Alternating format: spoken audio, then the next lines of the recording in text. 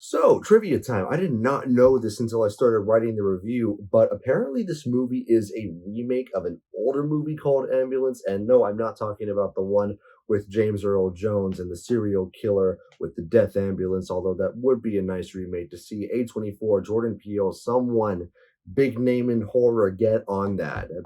That'd be cool. What's up, guys? My name's Real Crispy, and welcome to my as of yet untitled review show. Working title, that works. Ambulance is a 2022 American action thriller filmed, directed, and co-produced by Michael Bay himself. I called him Michael B just a second ago. That's funny. And also written by Chris Fadak. It is based on the 2005 Danish film Ambulance by Laurie Muntz Petersen and Lars Andreas Petersen. The film stars Jake Gyllenhaal, Yahya Abdul-Mateen II, and Eiza González. So, bit of a story synopsis. Jake Gyllenhaal and Yahya play two foster brothers. So Yahya's character, William, is a war vet, while Jake's character, it's basically, okay, how do I describe this guy? Think Tony Stark if you got him on Wish, like one of those Wish products that's not as good as the original, but still great. Like, he never became Iron Man. Instead, he started robbing banks, but he kept the sense of humor. The guy's great. And for those of you guys who are afraid of boring beginnings, don't worry. This movie throws you right into the action. Yahya's character goes to Jake's and basically says that he needs a loan. And Jake's character is like, hey, don't worry, buddy. I got you covered. Guys, get the guns, get the armored truck. We're robbing a bank. And yeah, that is the kind of movie we're dealing with. And it just keeps escalating. The heist is going fine at first, but then a cop shows up at the bank to ask out a teller, and it all goes downhill from there. There's this big shootout, all hell breaks loose. To say that it turns into complete chaos is an understatement. Danny and Will make their escape in an ambulance containing Eiza González's character and one of the cops who got shot during the whole thing. And the whole movie from there is this giant adrenaline-filled chase through the streets of LA. Okay, so if you want the short version, this movie's pretty awesome. That being said, I was kind of worried going in at first. Don't get me wrong, the trailers made the movie look decent, but Michael Bay has often had a problem with shaky cam in his previous movies, and the trailers looked like it was about to be the same jig. And the shaky cam does have its moments, but for the most part, there's a flow to the cinematography. It gets shaky, but you can always tell what's going on, or at least I could. In fact, the camera's moving around a lot the way they do kind of add to the suspense of the movie. And when I say there's suspense, I mean there's fucking suspense. There is this constant sense of tension that the movie rides on with the camera, and the camera is constantly adding to that. The editing's great. The cinematography is very creative.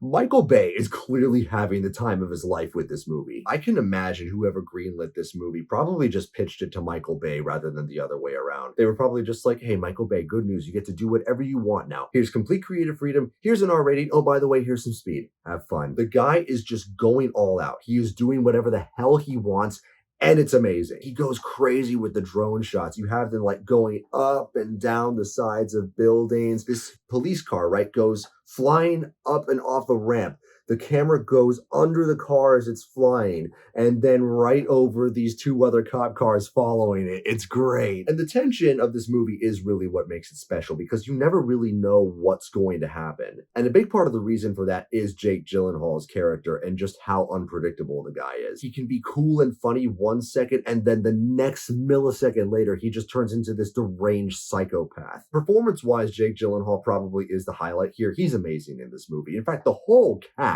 is great. Even the side characters are memorable. My favorite side character has to be the police captain. I want to give a special shout out to this guy. He's like this big, tough dude who's also a dog lover, and he's played by Garrett Dillahunt. I love that guy. He's such a chameleon. I love the dude. There's usually this moment with movies that I love where I know that I've fallen in love with a movie, and that has to be around the part where, okay, I'm ready.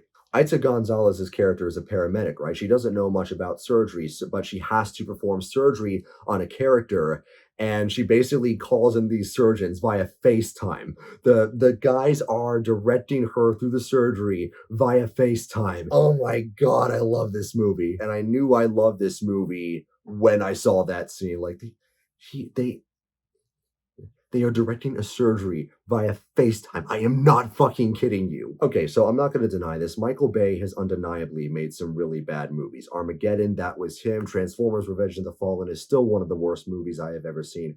But when he brings his A game, he fucking brings it. You give him that R rating, there's a good chance you are going to be getting this sweet throwback to all these epic 90s action thrillers. And that's exactly what Ambulance is. I mean, guys, come on. How can this movie not be great? It's a movie about an ambulance being chased down while it wreaks havoc through LA. That is right up Michael Bay's alley. You give that to him, it's going to be gold. Let me paint a picture.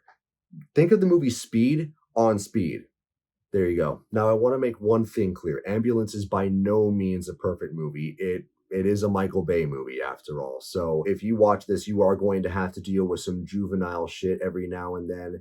He even references his own movies at certain points. There's this one part of the film where two cops are talking in the car and one of them references The Rock. Quick fun fact, actually, my parents saw the movie The Rock the night before I was born. So if anybody in my personal life is wondering why the whole synopsis of who I am is choosing chaos, it's because I was processing The Rock the night before I was born. It explains a lot. Now, the reference to The Rock is a funny joke, so I was able to let it slide. But immediately in the next scene, the two cops are in. As they're getting out of the car, one of them is like, we got to do this together, like bad boys. And at that point, I was like, okay, you can stop now, stop. Speaking of things that aren't perfect, the ending. There were definitely a lot of parts of the ending that were corny, but I liked the ending, and for the most part, this movie definitely works. It wasn't perfect, but I definitely left the theater feeling satisfied. I'm going to say that this movie is 90% crispy.